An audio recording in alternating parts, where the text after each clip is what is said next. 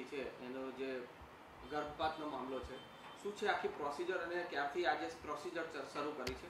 અને સાબરકાંઠા જિલ્લાની આ 14 વર્ષની જે બાળકી રેપ થયેલાનું જે એલિગેશન છે અમારે ત્યાં 2 દિવસ પહેલાં દાખલ કરવામાં આવેલી અને સુપ્રીમ કોર્ટના આદેશ પ્રમાણે અમે 5 ડૉક્ટરોની ટીમ બનાવેલી. એમાં 3 ગાયનેકોલોજીસ્ટ અમારા હોસ્પિટલના છે ને એક બહારના હતા.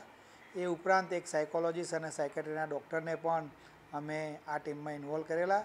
એ લોકોએ ગઈકાલે આખું બહુ જ ડિટેલ એમનું ક્લિનિકલ એક્ઝામિનેશન કર્યું, સોનોગ્રાફી કરી, બીજા પણ જે ટેસ્ટ કરવાના હતા એ બધા જ ટેસ્ટ કર્યા પછી એની મેન્ટલ કન્ડિશન અને એની જે ડેવલપમેન્ટ છે હેલ્થ કન્ડિશન એ બધું જ જોતાં આ ટીમે એવું નક્કી કર્યું કે આની જે પ્રેગ્નન્સી છે એ ટર્મિનેટ કરવી જોઈએ અને એ પ્રમાણે અમારી ટીમે આજ સવારથી આ ટર્મિનેશનનું જે કામ છે હાથ ઉપર લીધેલું છે.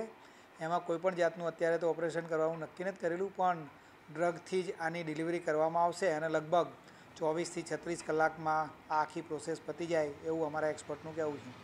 નિષ્ણાતો શું કહે છે કે આ બાળકીને ભવિષ્યમાં કોઈ તકલીફ કે એવું કંઈ ખરું પછી? નિષ્ણાતોના કહેવા પ્રમાણે આ એક જાતની નોર્મલ ડિલિવરી જ છે અને પહેલાં આપણે જોતા તો બાળ લગ્નો ખૂબ જ થતા અને ઘણા બધા બાળકો પણ જન્મ્યા, છતાં પણ કોઈ જાતની તકલીફ નથી પડતી. એમાં આ જે બાળકી છે એના પણ ભવિષ્યમાં લગ્ન થાય તો એને પણ કોઈ પણ જાતની સુવાળો અથવા તો પ્રેગ્નન્સીમાં તકલીફ નહીં પડવી જોઈએ.